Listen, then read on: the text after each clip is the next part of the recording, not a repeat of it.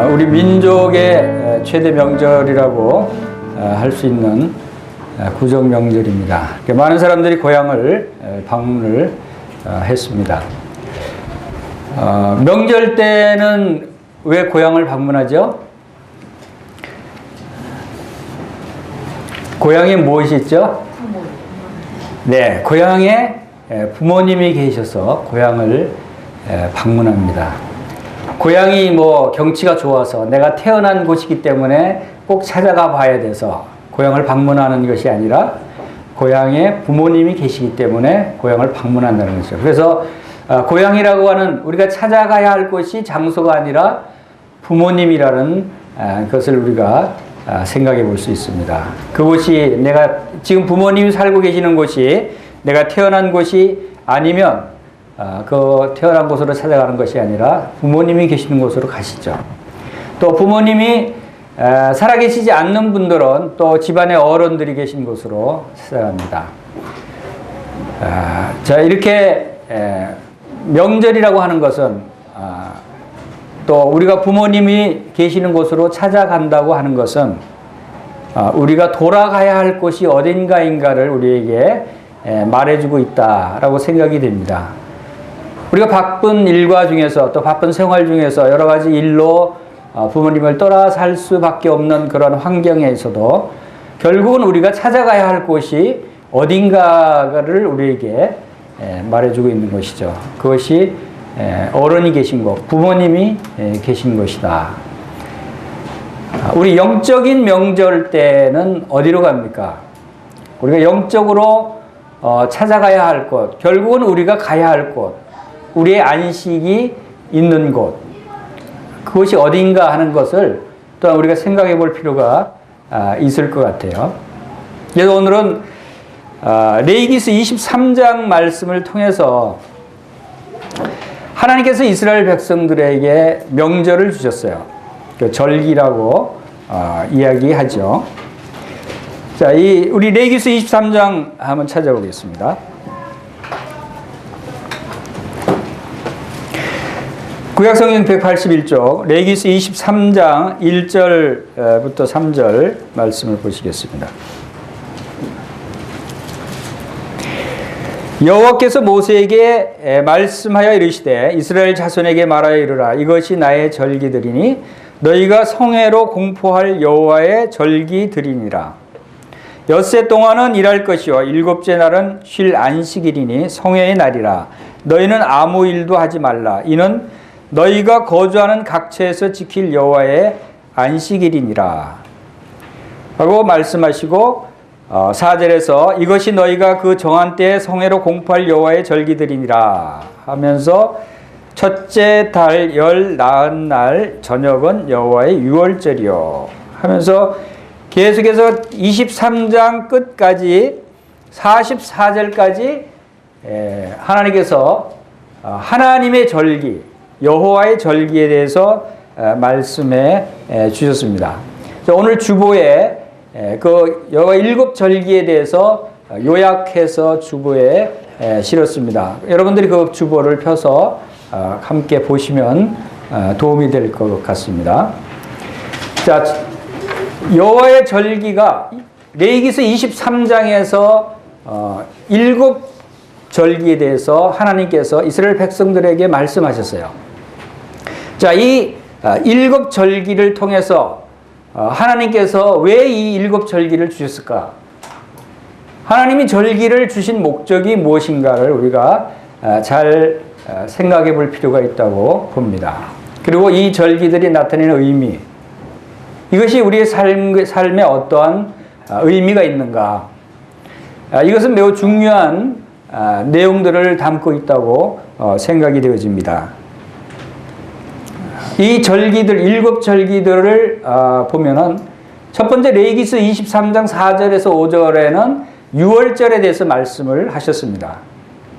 유월절. 그리고 6절에서 8절에는 무교절에 대해서 말씀하시고 또 9절에서 14절에는 초실절, 또 15절에서 22절에는 오순절에 대해서 칠칠절이라고 하는 오순절에 대해서 말씀하시고 23절에서 25절 사이에는 나팔절, 그리고 26절에서 32절에는 속죄일, 또 33절에서는 44절에서는 초막절이라고 하는 절기에 대해서 하나님께서 말씀을 하셨어요.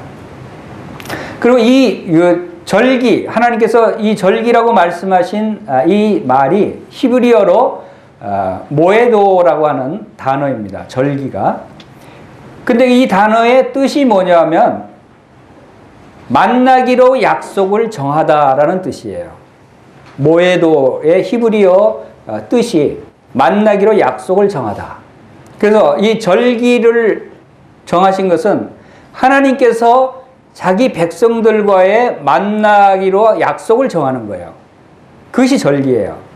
그래서 절기라는 의미가 대단히 중요한 것이 하나님과 백성들과의 만나기로 약속을 정하는 것이었고, 이것을 이루시기 위해서 하나님께서 이제 성막을 짓게 하시고 하나님이 친히 이스라엘 백성들 가운데 임재하셔서 하나님과 백성들과의 만남의 길을 만드셨는데, 이제 어떻게 만날 것인가에 대해서는 많은 규례들을 통해서, 제사의 규례, 절기의 규례들을 통해서 구체적으로 말씀하신 것이에요.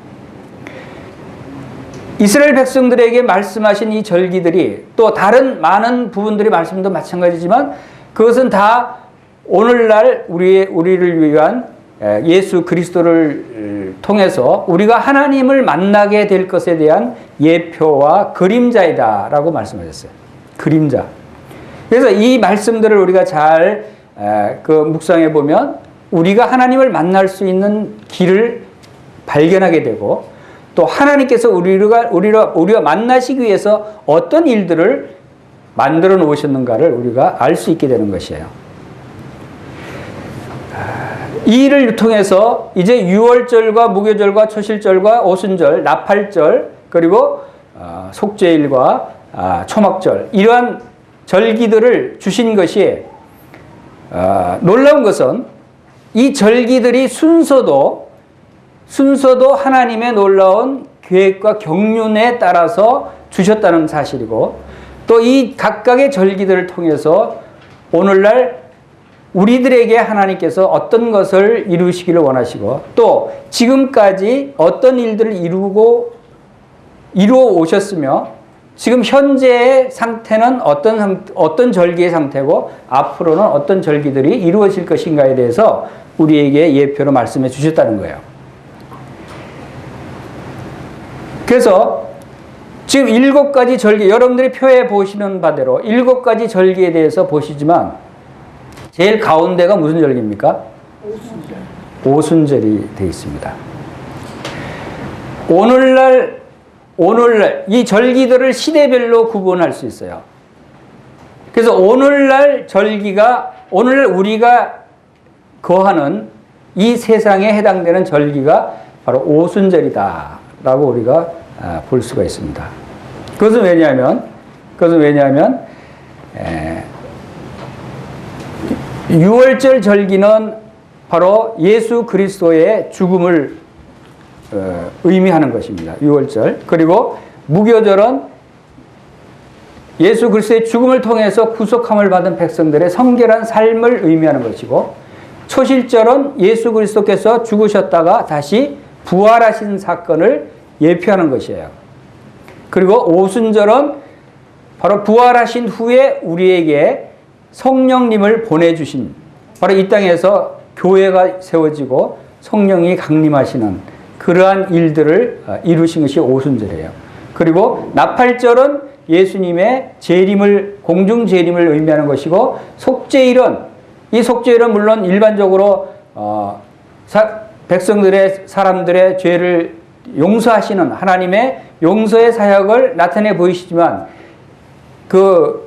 하나님의 시대적인 경륜에 따라서 분류해보면 이것이 나팔절과 초막절 사이에 나와 있다고 하는 것은 예수님의 공중 재림과 영원한 천년 왕국 시대 사이에 대속죄일이 들어가 있다고 하는 것은 바로 이스라엘의 대회복 기간을 말씀하고 있다라고 생각되어집니다. 이러한 사건의 분류, 그리고 초막절이 천년 왕국을 의미하는 것이고, 이런 분류상에서 앞으로 이미 앞으로 되어질 일과 지금까지 이미 성취된 일 사이에 바로 오순절이 놓여져 있다고 하는 사실을 우리가 봅니다. 그것이 바로 오순절은 예수님이 죽으셨다가 다시 부활하셨고 하늘로 승천하신 다음에 성령님을 보내주신 사건과, 이제 나팔절은 아직 이루어지지 않은 사건이에요. 이루어지지 않은 절기들이죠. 나팔절은 예수님의 재림은 아직 이루어지지 않았으니까. 그러니까 예수님이 부활하시고 예수님이 다시 재림하실 때 초실절과 나팔절 사이의 기간이 바로 오늘날 이 시대의 기간이다. 그래서 오순절을 우리가 지내고 있다라고 하는 것을 우리가 알 수 있습니다. 자, 이렇게 간략하게 말씀을 드렸지만, 자, 이 하나님께서 이 절기들을 두신 목적을 우리가 이 성경의 전반적인 그 하나님의 그 행하신 일들을 통해서 보면은 하나님의 첫 번째 그 뜻이 있어요. 이 절기를 우리들에게 주신 목적. 이 뜻은 무엇인가 하면 바로 하나님께서 우리와 함께 하시기를 원하신다는 거예요. 그래서 특별히 자기 백성들과 만나기로 약속을 정하시고 그 만날 약속을 규례를 정하신 것이에요. 지금 이 절기들 중에서 이스라엘의 3대 절기라고 할 정도로 중요한 3대 절기는 유월절과 오순절과 초막절이에요. 그리고 이 3대 절기 때는 분명히 이스라엘 백성들을 예루살렘에 모이도록, 예루살렘을 가서 하나님의 성전에서 하나님을 만나도록, 특별히 1년에 한 차례씩 하나님을 만나도록 정한 것이 이 3대 절기였어요. 그리고 물론 이제 이 유월절 안에는 이제 무교절이 포함돼서 유월절과 무교절이 이어서 같이 지내지기 때문에, 그래서 유월절과 무교절과 오순절과 이 초막절이 이스라엘 백성들이 의무적으로 예루살렘에 가서 성전에서 하나님을 만나도록 한 3대 절기들이다 하는 것을 우리가 기억해 필요겠습니다. 이러한 일들이 근본적으로 하나님께서 왜 이러한 규례들을 주셨는가? 그것은 하나님이 우리를 사랑하신다는 거예요. 하나님이 우리를 만나고 싶어 하신다는 거예요. 하나님이 우리와 함께 거하고 함께 생활하고 싶어 하신다는 거예요. 하나님이 우리와 함께 살기를 원하신다는 거예요. 그것이 목적이에요. 그래서 우리 데살로니가전서 5장 10절 말씀에는 우리가 함께 이 말씀을 한번 찾아보겠습니다. 데살로니가전서 5장 10절.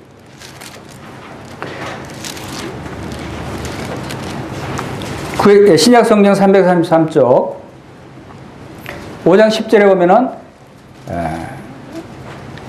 예수께서 우리를 위하여 죽으사 우리로 하여금 깨어 있든지 자든지 자기와 함께 살게 하려 하셨느니라. 자, 예수님께서 우리를 위해 십자가에 죽으셨어요. 십자가에 죽으신 목적이 뭐라고 말씀하십니까? 우리로 하여금 함께 살게 하게 하시기 위해서. 깨든지 자든지. 하나님의 모든 경륜은, 하나님의 모든 우리를 위해서 행하신 모든 일들이 그 중심이 십자가로 모아집니다. 그 천지를 지으신 여호와 하나님께서 이 땅에 오셔서 바로 그와 같은 낮은 모습으로, 그와 같은 말할 수 없는 모욕과 수치를 당하시면서까지 십자가에서 죽으셔야 했던 그 엄청난 일이 왜 그렇게 하셨느냐면 우리와 함께 살게 하기 위해서 그렇게 십자가에서 죽으셨다는 거예요. 이것이 하나님이 얼마나 우리를 사랑하시는 마음이에요. 여러분의 부모님은 멀리 떨어져 계시지만, 따로 살고 계시지만 부모님의 마음은 어떨까요? 항상 함께 살기를 원하시는 거예요. 항상 가까이 있기를 원하시는 거예요. 멀리 사시는 부모님께 여러분이 아무리 비싼 선물을 이번에는 바빠서 찾아뵙지 못하니까 대신에 이 선물을 보내겠습니다 하고 비싼 선물, 부모님이 아무리 좋아하는 비싼 선물을 사 보내보세요. 빈손으로 와서 찾아뵙고 만나는 것보다 더 좋아하시지 않으셔요. 아무리 좋은 것을 보낸다 할지라도 만나서 함께 교제하기를 부모님은 원하시는 거예요. 그것이 하나님의 마음이에요. 우리를 사랑하시는 우리의 아버지 하나님께서는 우리와 만나고 우리와 함께 살기를 원하신다. 그래서 대체 우리를 어떻게 지으셨어요? 우리를 하나님께서 에덴 동산에 아담과 하와를 지으시고 거기서 함께 하나님과 동행하시면서 하나님과 함께 살으셨어요. 에덴 동산에. 그런데 아담이 불순종함으로 인해서 거룩하신 하나님과 함께 거할 수 없는, 하나님의 말씀을 순종하지 않음으로 인해서 이제 하나님의 말씀대로 그들이 선악과를 먹으면서 이제 그 에덴 동산에서 추방되는, 그 영혼이 죽는, 그래서 하나님과 멀리 떨어져 살 수밖에 없는 그런 상황이 됐어요. 왜냐하면 거룩하신 하나님이 죄인과 함께 할 수 없기 때문에. 그런 하나님께서 여전히 에덴에서 아담과 하와를 추방해서 그들을 내쫓았지만, 그러나 여전히 하나님의 마음은 그들이 다시 돌아와서 하나님과 함께 하기를 원하신 그런 마음이 그들에게 있었다는 거예요. 그래서 계속해서 에덴에서 추방된 그들한 아담과 그 후손들이 계속해서 하나님께서는 그들을 버리지 아니하시고 그들에게 제단을 통해서 하나님을 만나게 하셨어요. 제단에 제사를 드리고 예배를 드림으로 해서 하나님과 만남을 계속해서 이어오셨고, 그것이 이제 아브라함을 택하시고 본격적으로 하나님의 택하신 족속 이스라엘 백성들을 하나님께서 세우시고, 이제 본격적으로 하나님과 만남의 장소를 제공하시기 시작합니다. 그것이 어디입니까? 그것이 출애굽해서 광야에서 하나님께서 성막을 만들게 하셨어요. 그 성막을 만들게 하신 것이 바로 그 성막을 만드신 목적이 뭐라고 그러셨어요? 그것도 출애굽기 25장 8절에 내가 그들 중에 거할 성소를 그들이 나를 위하여 짓되 그랬어요. 나를 위하여 짓게 하라 그랬어요. 성막을 짓게 하신 목적도 바로 내가 그들 중에 거할 성소. 이렇게 하나님은 자기 백성들 가운데 거하기를 원하셨어요. 그러나 거룩하신 하나님의 그 거룩함에 이르를 수 없는 죄인인 백성들이 어떻게 하나님의 그 거룩하심에 가까이 할 수 있어요? 그럴 수 없는 거예요.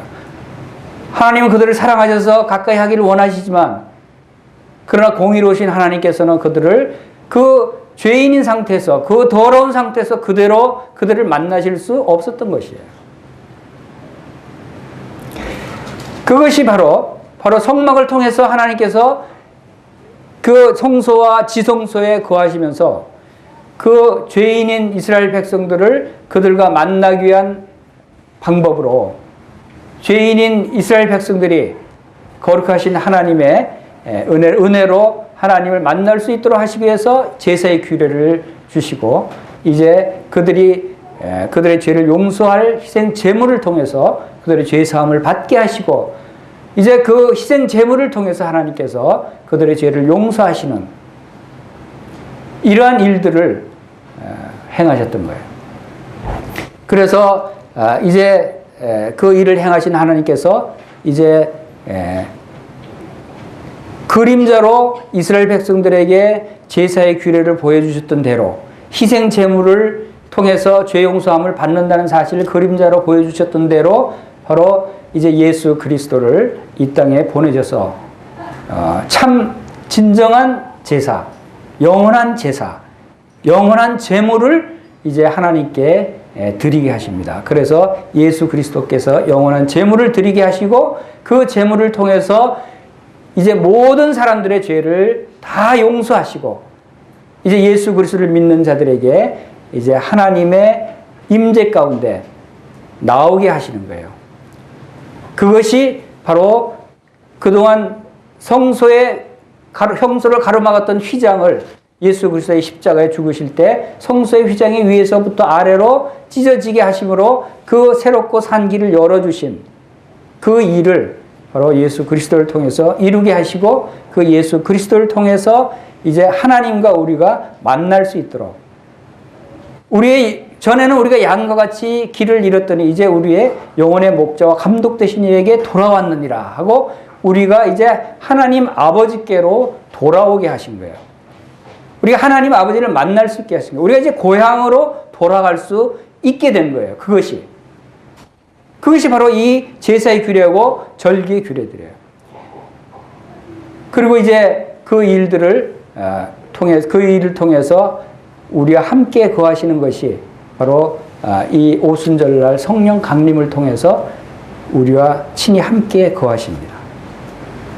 자, 이 일을 우리가 좀 더 상세히 살펴보면 먼저 유월절을 보겠습니다. 유월절에 레위기서 23장 4절에서 5절 사이의 말씀이 바로 이 유월절을 지키라고 한 말씀은 바로 이스라엘 백성들이 출애굽할 때 여러분들이 잘 아시는 대로 애굽에게 10가지 재앙 중에서 마지막 재앙인 이제 모든 태생 중에서 첫 번째 장자를 다 죽이는 그런 가장 무서운 재앙을 애굽에게 내립니다. 그 재앙 가운데서 이제 하나님이 택하신 백성 이스라엘 백성들에게는 어린 양을 잡아서 그 피를 문설주와 인방에 바르게 하심으로 그 인방에 바른 피를 보고 죽음의 사자가 그 집을 넘어가는, 그 집에는 죽음이 임하지 않게 하는 이 일을 이루신 것이 바로 유월절이에요. 그래서 유월절 넘어가다 죽음의 사자가 그 집에 죽음이 임하지 않게 하고 그 집을 넘어간다는 뜻이 유월절입니다.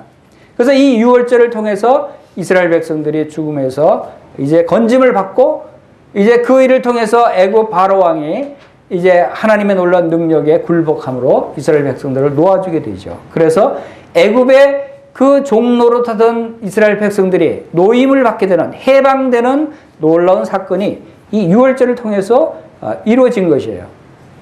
그래서 이 유월절을 이제 그들의 애굽으로부터 해방된 것을 기념하라고 하는 의미에서 유월절을 지켜 행하라고 하신 거예요.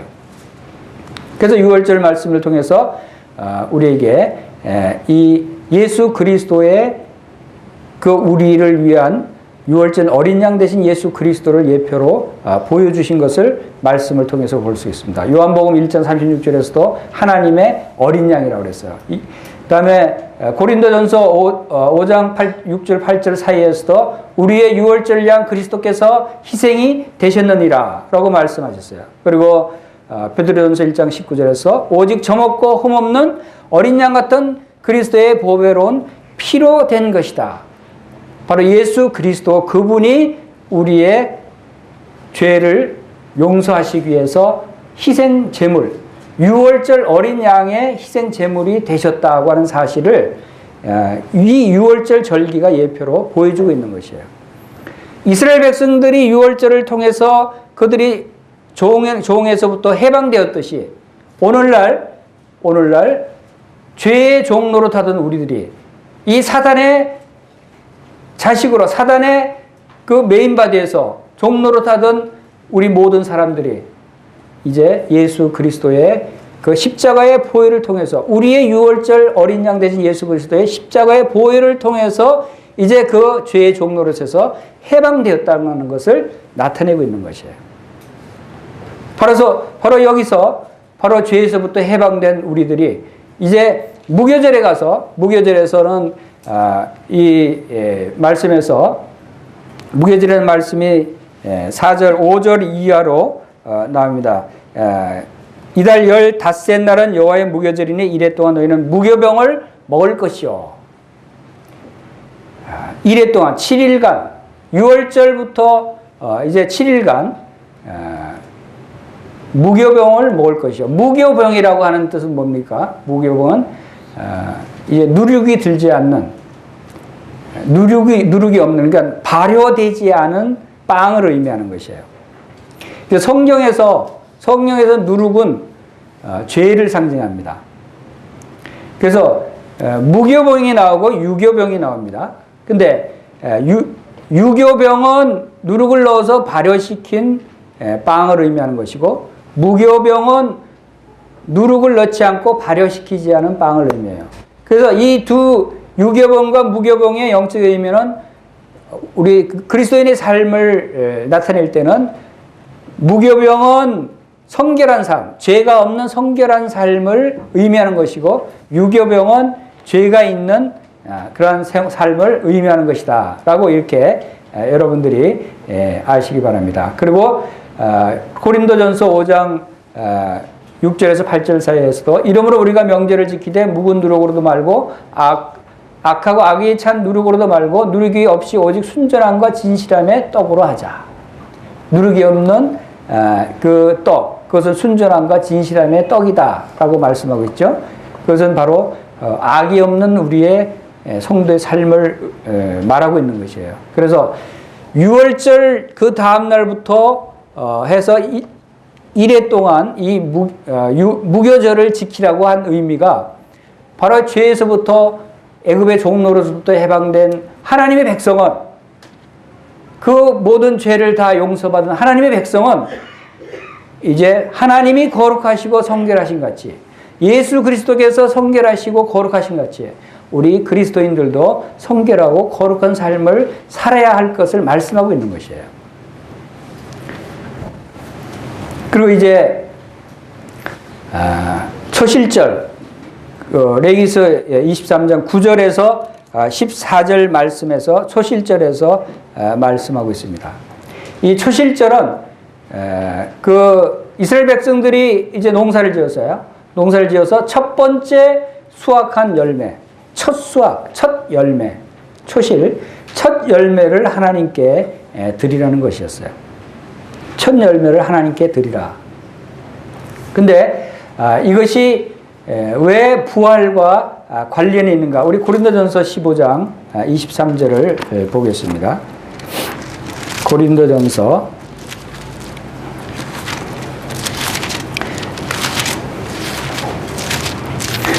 15장 23절에 보면은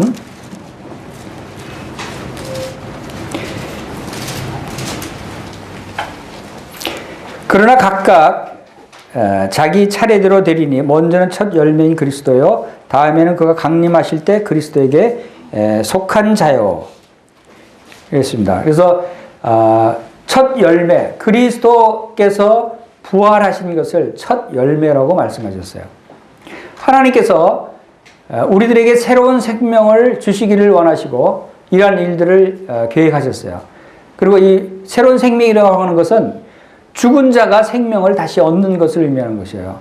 우리는 아담의 후손으로 아담이 하나님 말씀을 불순종함으로 인해서 그의 영혼이 다 죽은 상태로 태어난 사람들이에요.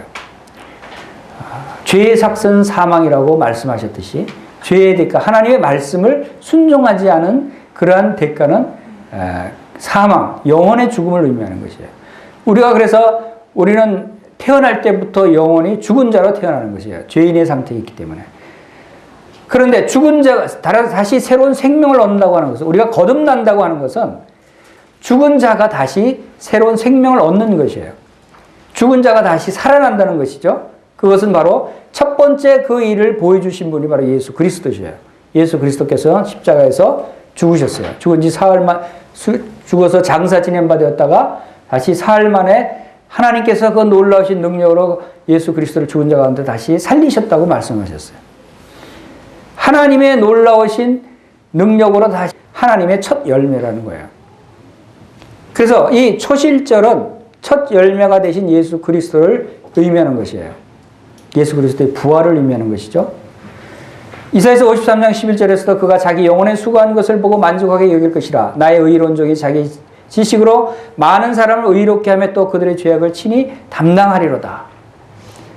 바로 예수 그리스도는 자기 영혼이 바로 이러한 일을 하기 위해서 얼마나 수고하고 고난을 받으시고 얼마나 많은 일들을 이루셨는가 하는 것을 우리가 생각해 봅니다. 그것은, 그렇게 하신 것은 바로 그 일을 통해서 이제 예수 그리스도를 믿는 자들을 의롭다고 하시기 위해서, 그래서 나의 의로운 종이 많은 사람을 의롭게 하기 위해서 바로 주님께서 이 일을 행하셨다고 하는 것을 우리가 보게 됩니다. 그래서 이 초실절은 바로 예수 그리스도의 부활을 나타내는 것이다 라고 하는 것이고, 자, 예수님이 이제 부활하셨어요.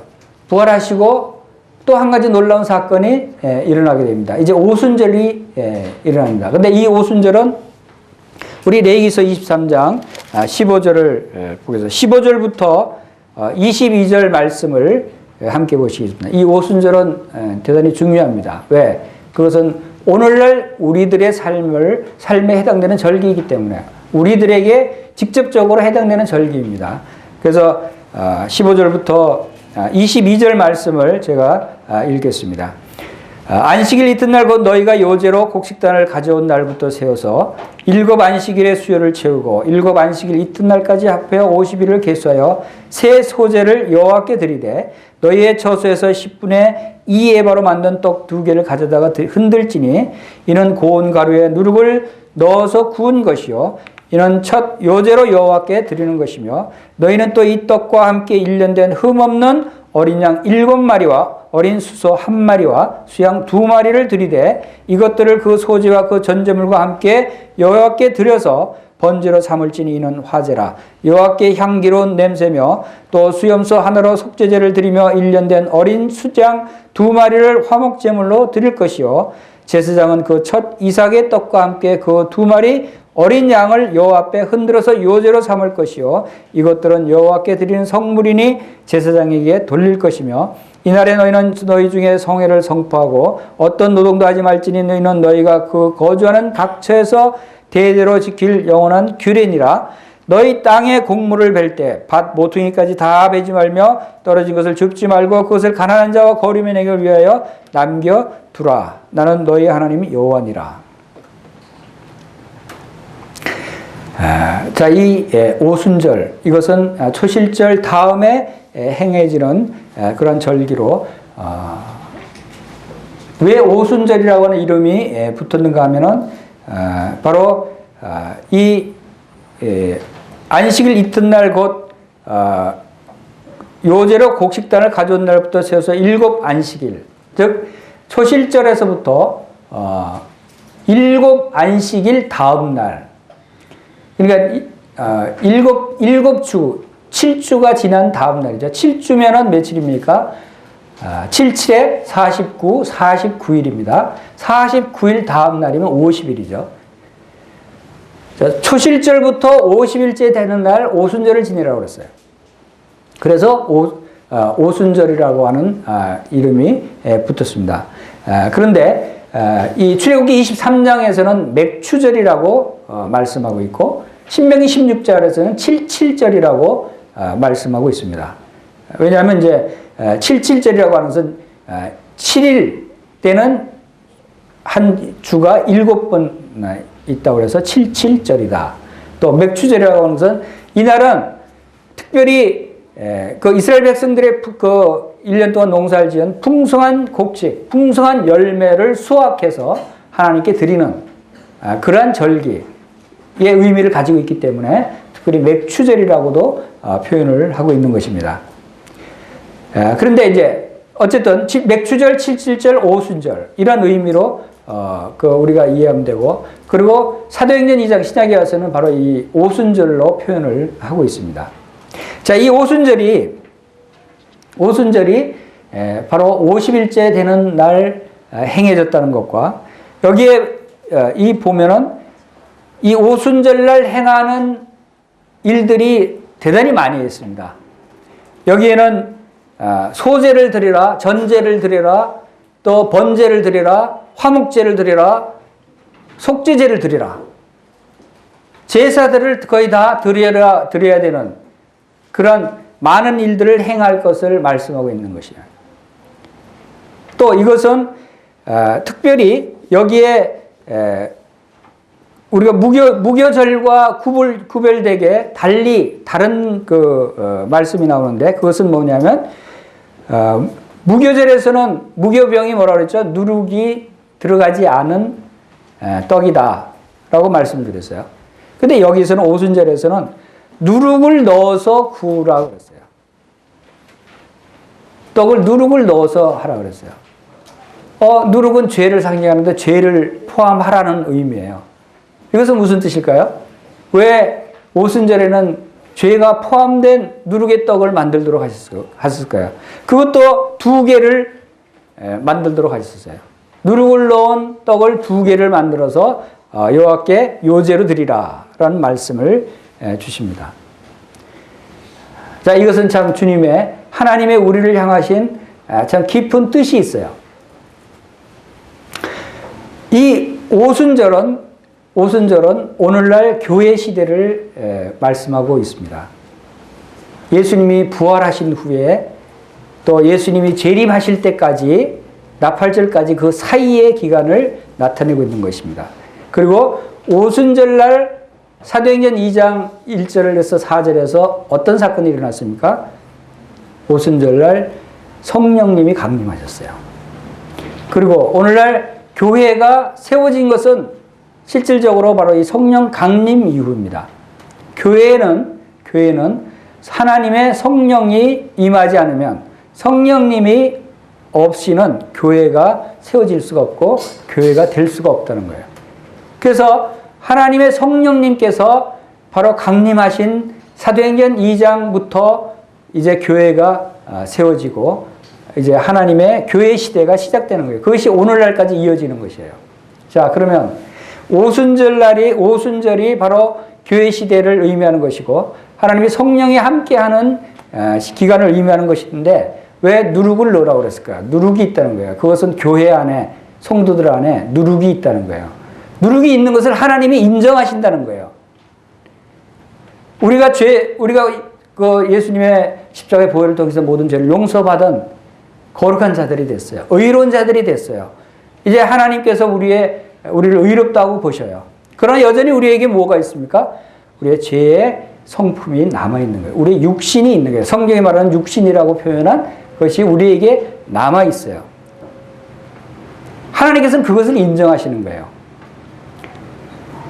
그래서 누룩을 넣은 떡 2개는 바로 하나는 이스라엘 백성을 의미하는 것이고 하나는 이방인들을 의미해서 이스라엘 백성과 이방인들이 세운 하나님의 교회 안에는 바로 이 누룩이 있다는 것을, 그러나 이 하나님의 백성들 안에 이미 구원받고 거룩한 하나님의 자녀들이 된 그런 성도들일지라도 이미 우리 안에는 아직 여전히 죄의 성품이 남아있다고 하는 것을 우리가 인식해야 되고, 그러한 것조차도 하나님께서 바로 그런 누룩을 구워서 만든 떡을 드리고 그 다음에 이어서 번제와 화목제와 속죄제를 드리게 하셨어요. 그러한 것들을 위해서도 우리가 번제와 화목제와 속죄제를 통해서 우리의 죄를 용서받아야 한다는 것이죠.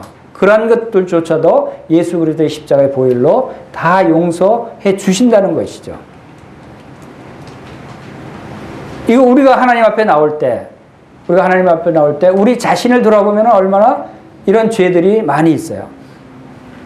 그러나 그러한 것들을 우리의 번제와 화목제와 속죄제를 통해서 우리의 그 어린 양 대신 희생 제물이 되신 예수 그리스도의 피를 통해서 속죄함을 받으면서 우리의 삶을 거룩하게 해야 된다고 하는 사실을 우리 여기서 말씀해 주고 있는 것입니다. 그래서 여러분 잘 아시는 대로 여기에 이제 비록 우리에게 누룩이 담겨져 있는 그러한 삶이 있을지라도 그러한 것들을 우리가 인식하고 그러한 것들을 하나님의 놀라우신 은혜로 우리가 용서받을 수 있는 길이 바로 우리의 삶을 통해서 늘 예수 그리스도의 십자가의 보혈이 우리의 삶을 통해서 우리의 죄들을 용서해 주시는, 하나님께 나와서 우리가 하나님께 우리의 죄를 자백하고 다시금 하나님과의 교제를 회복하고 하나님과의 사귐을 회복할 수 있는 우리의 거룩한 삶이 되어야 한다는 것을 여기서 말씀해 주고 있는 것입니다. 자, 이 오순절을 통해서 우리 사도행전 2장을 보겠습니다. 사도행전 2장에서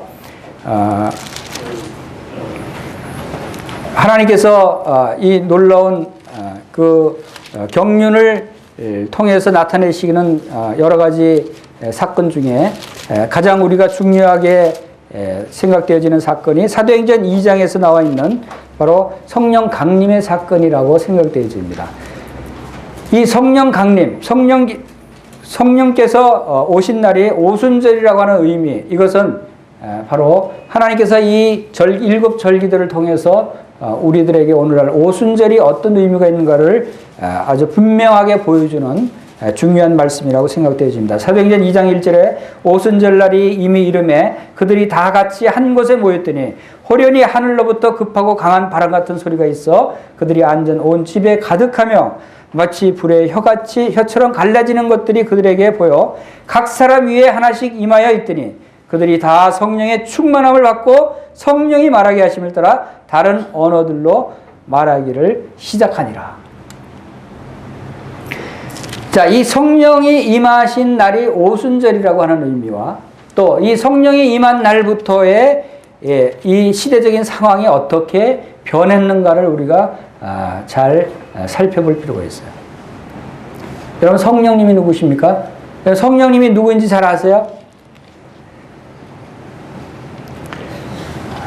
저는 얼마 전에 그 청년회에서 그 교제를 하면서 청년들 성령님에 대해서 이렇게 함께 그 공부를 했습니다. 근데 의외로 제 마음에 놀라운 것은 청년들의 이야기 속에 하나님에 대해서는 잘 알고 예수 그리스도에 대해서는 잘 아는데 성령님에 대해서는 잘 모르겠습니다 하는 이야기들이 나왔어요. 그 청년들이 모태신앙이었어요. 어릴 때부터 부모님과 같이 함께 교회에 참석해서 배워온 그런 청년들이었어요. 최소한 20여 년을 하나님의 말씀을 교회에서 듣고 가르침을 받고 배워왔던 주일학교 학생의 청년회를 다 거친 그러한 청년들의 입에서 무슨 말이 나오냐면 하나님에 대해서는 알겠어요. 예수님에 대해서 예수님이 어떤 분이신지 알겠어요. 근데 성령님은 아직 잘 모르겠다는 거예요. 이것이 많은 그리스도인들의 상태일 수 있어요. 왜 성령님에 대해서 잘 모르실까? 우리는 하나님이 누구신지 잘 알듯이 예수 그리스도가 누구신지 우리가 잘 알아야 되듯이 성령님에 대해서도 잘 알아야 된다는 거예요. 왜냐하면 세 분이 다 삼위일체의 하나님이시기 때문에. 그리고 특별히 오늘날 우리와 함께 하시는 분이 바로 성령님이시니까. 마태복음 1장 23절에서 또 이사야서 7장 14절에서 말씀하신 것을 인용한 그 말씀이 무슨 말씀이에요? 보라, 처녀가 잉태하여 아들을 낳으니 그 이름을 임마누엘이라 하라 라고 말씀하셨어요. 예수님의 이름이 임마누엘이에요. 그 임마누엘의 뜻이 뭡니까? 하나님이 우리와 함께 하시니라 라는 뜻이에요. 임마누엘. 여러분이 예수님을 믿는다면 예수님이 여러분과 함께 하신다고 여러분들이 믿고 예수님을 따른다면 여러분들은 그 함께 하심이 어떻게 함께 하시는지를 알아야 되는 거예요. 예수님이 지금 우리와 함께 하는 것이 아니에요. 성령님이 내 안에 함께 하신다는 것이죠. 그런데 그 성령님이 누구시냐면 성령님은 바로 하나님의 영이세요. 이 성령님은 성경에 표현하기를 하나님의 신이라고 표현했습니다. 하나님의 영이라고 표현하셔요. 또 하나님의 영일 뿐만 아니라 예수 그리스도의 영이라고 말씀하고 있어요. 하나님의 영이시고 예수 그리스도의 영이셔요.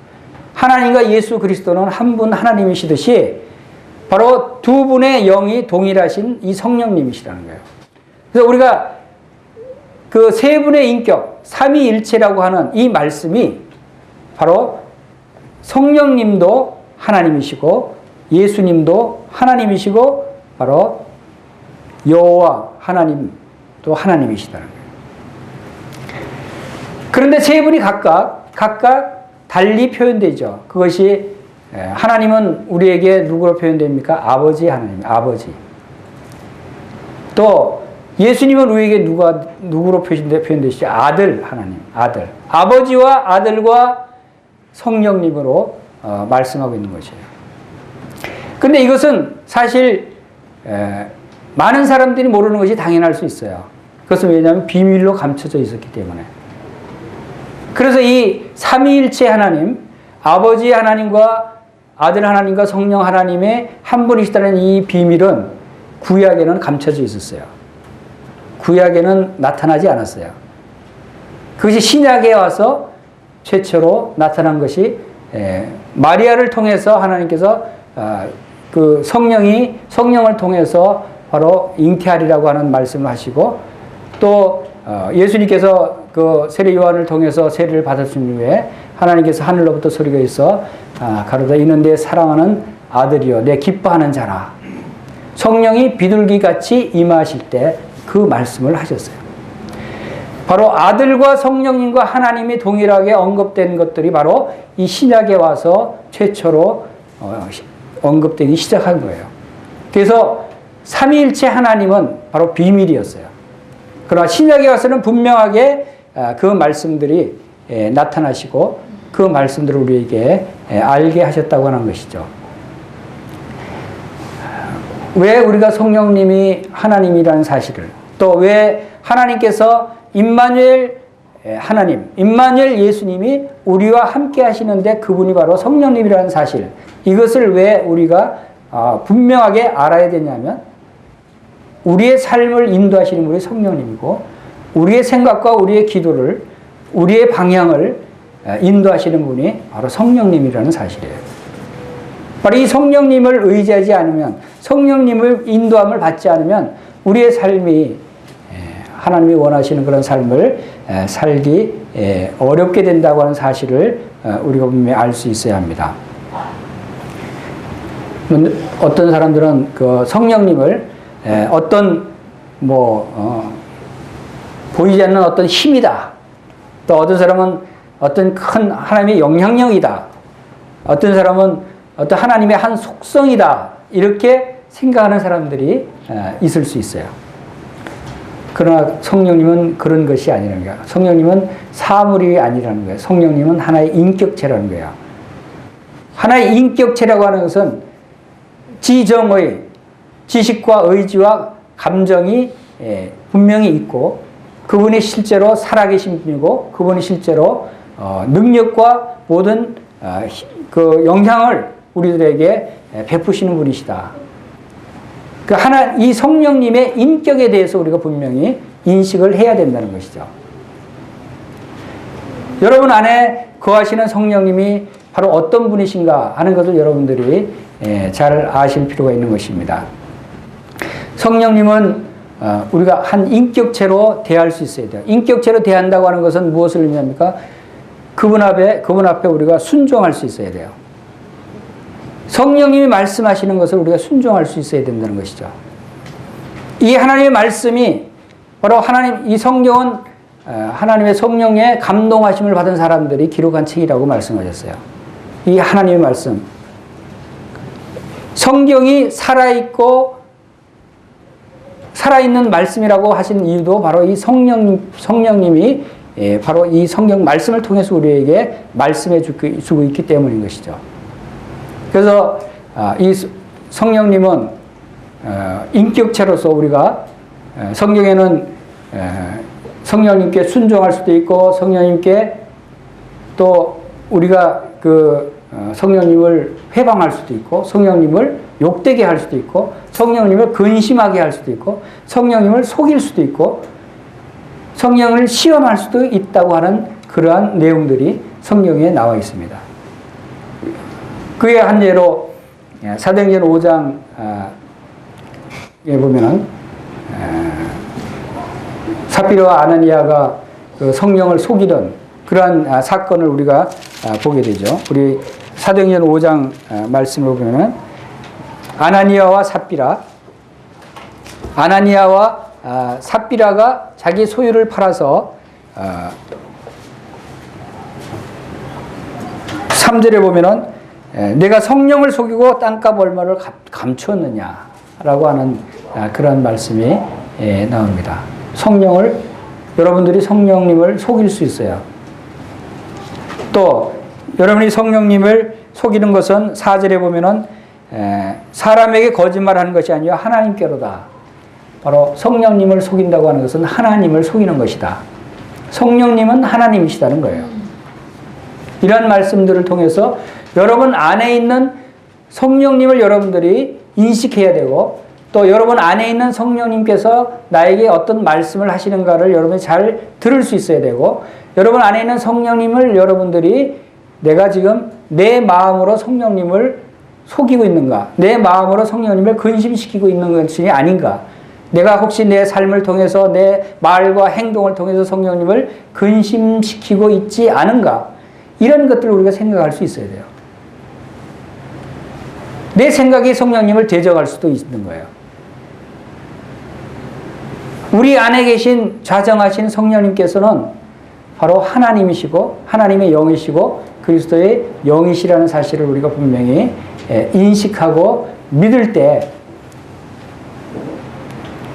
우리가 어떤 일을 행하고 살 때 내 안에 성령님께 우리가 물어보고, 성령님, 제가 이 일을 하는 것이 합당합니까? 합당하지 않습니까? 제가 이 일을 해야 합니까? 하지 말아야 합니까? 제가 이 길을 가야 합니까? 하는 이러한 우리의 사소한 일까지도 바로 성령님과 대화하면서 함께 교제하면서 성령님과 함께 사귀면서 우리의 삶을 살아간다면 그것이 우리가 하나님을 기쁘시게 하는 삶이다 라고 하는 것을 알 수가 있습니다. 여러분, 이 성령님은 어떤 사람이 성령님을 받습니까? 여러분 잘 아시는 대로 성령님 바로 예수 그리스도를 믿는 사람들이 성령님을 받는 것이에요. 아무에게나 성령님이 들어오시지 않는 것이죠. 왜? 그것은 예수 그리스도의 영이기 때문에, 예수 그리스도께서 나를 위해서 십자가에 죽으신 하나님의 아들이신 나의 구세주시다 라고 하는 것을 마음 가운데 받아들이신 분은, 너희가 마음 문을 열고 예수님을 영접하라고 말씀을 하는 것이, 바로 영접할 때 들어오는 것이 누구예요? 바로 성령님께서 우리 안에 들어오신다고 하는 것을 여러분들이 기억하시길 바랍니다. 이 성령님이 우리 안에 들어오신 하나님의 자녀들, 이 하나님의 자녀들이 진정으로 정말 하나님이 기뻐하시는 삶을, 내가 살든지 죽든지 하나님께 영광을 돌리고 하나님을 기쁘시게 해드리는 삶을 살 수 있는 그 비결은, 그 방법은 성령님이 아니시면 할 수 없다고 하는 사실을 우리가 또한 알 수 있어야 돼요. 내 스스로 내가 아무리 하나님을 잘 믿는다고, 예수님을 잘 믿는다고 하지만, 내가 아무리 하나님의 말씀을 많이 알고 많은 지식을 갖고 있다고 하지만, 그러나 그러한 지식과 그런 아는 것에서 내 스스로 결정하고 내 스스로 뭔가를 한다면 그것은 실패하는 그리스도인이 되고 만다는 거예요. 왜? 거기에는 성령님이 빠져 있으면 안 된다는 거예요. 성령님이 그 일을 행하게 하셔야 된다는 것이죠. 성령님이 우리에게 어떤 일을 하시는가를 우리가 몇 가지 살펴보겠습니다. 성령님은 우리 안에 거하시고 우리와 함께 하시는 분이셔요. 하나님의 영이시라고 그랬어요. 그분이 하시는 일이 무슨 일이 있을까요? 먼저 그분은 지금 오순절 시대라고 말씀을 드렸습니다. 제가 오순절 시대, 이것이 합당한 말씀인지 잘 모르겠지만, 그러나 우리는 분명히 오순절 시대에 살고 있어요. 그리고 성령이 강림하셨고, 또 이제 나팔절이 이르기 이전의 시대, 우리의 교회 시대에 살고 있다고 한다면 저는 분명히 오순절 시대라고 표현할 수가 있다고 봅니다. 자, 이 오순절에 살고 있는 우리가 이 시대에 성령님께서 강림하셨어요. 사도행전 2장을 통해서 성령님께서 강림하셨어요. 성령이 강림하셔서 이 세상에 성령님이 계시는 거예요. 성령님께서 이 세상에 오시면 무슨 일을 하실 것이라는 것을 예수님이 이미 말씀을 하신 부분 중에서 요한복음 16장 부분에서 성령님이 세상을 책망하시리라 하는 말씀을 하신 것이 있어요. 이 세상을 책망할 것이다. 무엇을 책망할 것인가? 바로 이 세상의 죄에 대해서, 의에 대해서, 심판에 대해서 이 세상을 책망하리라고 말씀하셨어요. 죄에 대해서라면 저희가 나를 믿지 않은 그 죄, 예수 그리스도를 믿지 않은 죄에도 책망할 것이라고 말씀하시고, 의에 대해서라는 바로 내가 아버지께로 갈 것이다. 예수님께서 부활하셔서 하늘로 승천하실 것에 대해서, 그래서 너희들이 나를 다시 보지 못할 것이다. 바로 예수님의 부활과 승천이 우리에게 바로 의롭다함을 주시는 놀라운 일이 되신 거예요. 그리고 심판에 대해서라면 바로 이 세상 임금이 이미 심판을 받았느니라고 말씀하셨어요. 이 세상 마귀는 심판을 받았어요. 이 세상 마귀는 이제 하나님께서 예수 그리스도의 십자가의 보혈을 통해서 그가 심판을 받은 것이에요. 그가 성도들을 건드지를 못하는 거예요. 그들 성도들을 해할 수 없는 것이에요. 그들이 성도들의 마음을 미혹할 수는 있어도 바로 이 성령님께서 이 세상에 오셔서 이 일을 행하신다. 그리고 두 번째로 성령님은 우리에게 새로운 생명을 주시는 일을 하시는 거예요. 우리가 새로운 생명을 받았다, 영생을 받았다고 하는 것이 누구로부터 받은 것인가 하면 바로 성령님께서 우리 안에 들어오셨기 때문에 성령의 생명을 받은 거예요. 그래서 로마서 8장에서는 성령의 법을 성령의 법이다라고 말씀하고 있어요. 성령의 법, 생명의 성령의 법. 우리의 생명은 성령님으로부터 오는 것이라는 거죠. 여러분이 예수 그리스도의 새로운 생명을 받은 사람들입니까? 그러면 여러분들은 성령의 생명을 받은 사람들이라는 것입니다. 그리고 성령님은 우리에게 바로 하나님의 자녀인 것을 증거하신다고 그랬어요. 로마서 8장 우리 보겠습니다. 로마서 8장에서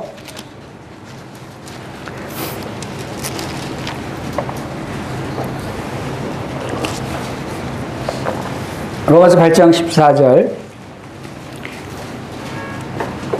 무릇 하나님의 영으로 인도함을 받은 사람은 곧 하나님의 아들이라. 너희는 다시 무서워하는 종의 영을 받지 아니하고 양자의 영을 받았으므로 우리가 아빠 아버지라고 부르짖느니라. 성령이 친히 우리 영과 더불어 우리가 하나님의 자녀인 것을 증언하시나니. 바로 성령님께서 우리 안에 들어와서 우리가 하나님을 아바 아버지라고 부를 수 있는 것이에요.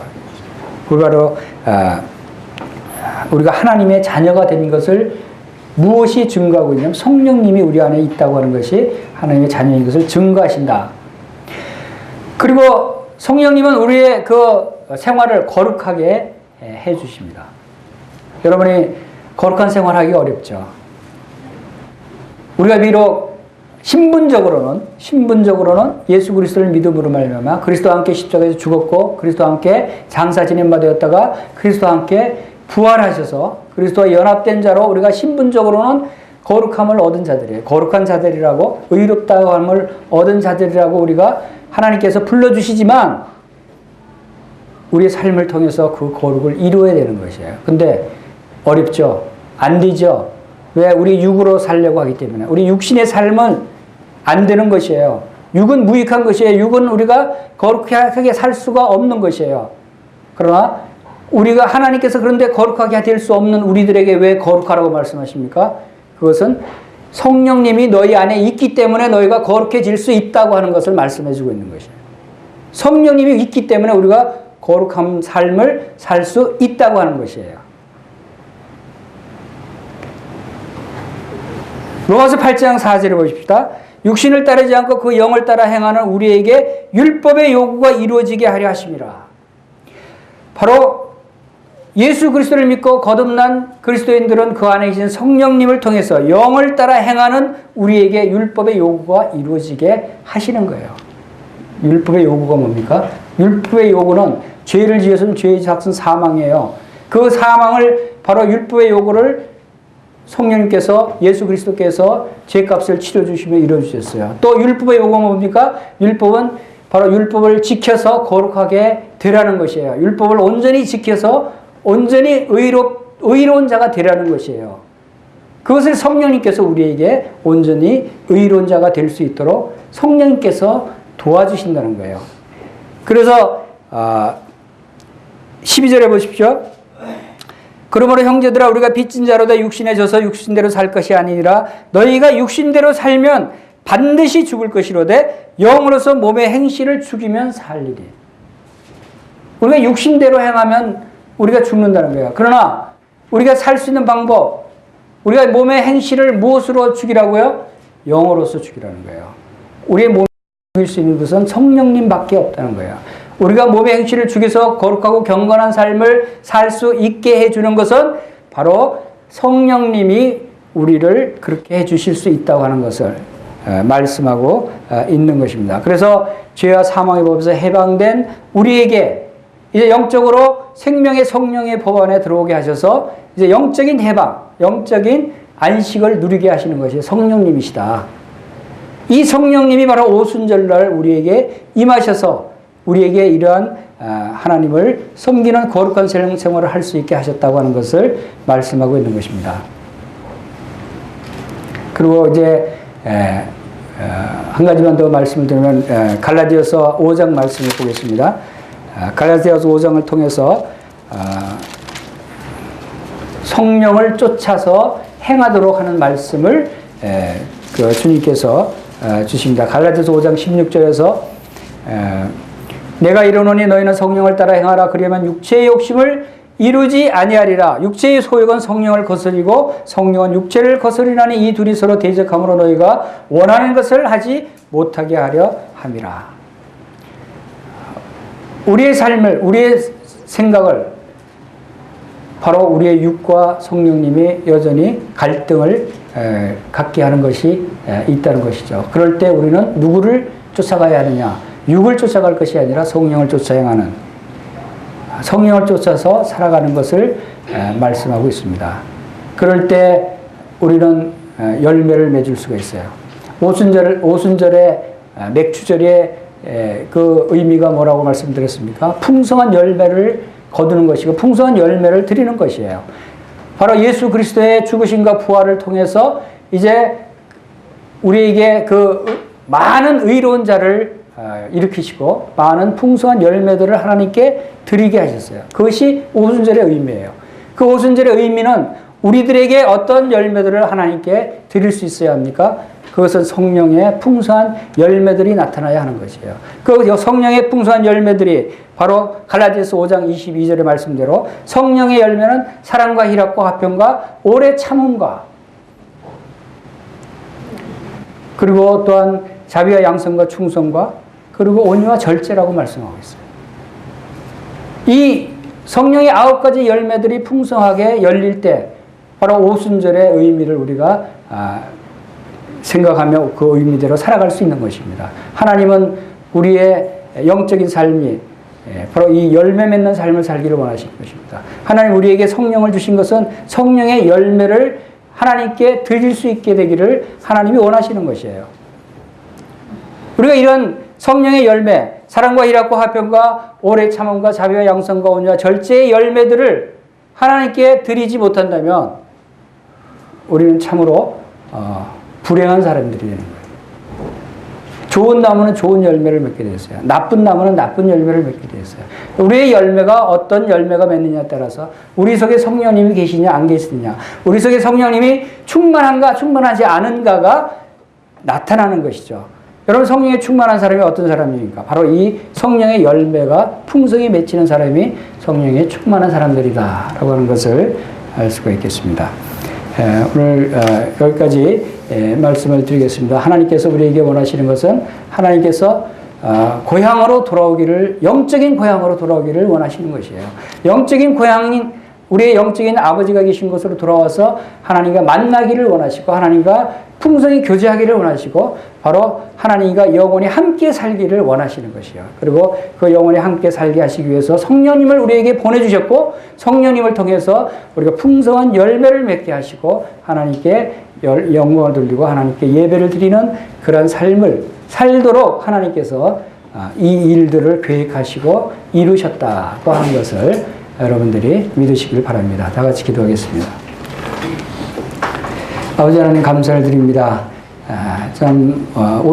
일곱 절기를 통해서 하나님께서 저희들에게 계획하신 그런 경륜과 또 놀라운 일들을 저희들이 말씀을 통해서 바라보게 하시고 저희들을 사랑하사 이제 십자가에 죽으시고 부활하셔서 또 하늘로 오르신 우리 주 예수 그리스도를 바라볼 수 있게 하신 것을 감사를 드립니다. 주님께서 이 땅에서 떠나가셨지만 그러나 우리에게 이제 보혜사 성령님을 보내주셔서 이 오순절을 통해서 성령님께서 이 땅에 강림하시게 하시고 주님을 믿는 저희들에게 또한 동일한 성령님을 보내주셔서 하나님께서 저희와 함께 하심을 믿게 하시니 감사를 드립니다. 아버지 하나님 저희들의 삶이 이제 성령을 쫓아 행하는 그러한 삶을 살게 주님께서 도와주시길 원합니다. 저희들 삶을 통해서 성령의 풍성한 열매가 맺는 삶이 될 수 있도록 주님께서 인도해 주시기를 원합니다. 그래서 하나님께 참 영광을 돌리는 저희 삶을 통해서 하나님께서 참 기뻐하시며 또 하나님께서 영광을 받으시기를 원합니다. 이 시간을 함께 하신 것을 감사를 드리며 우리 주 예수님의 귀하신 이름으로 감사하며 기도하옵나이다. 아멘.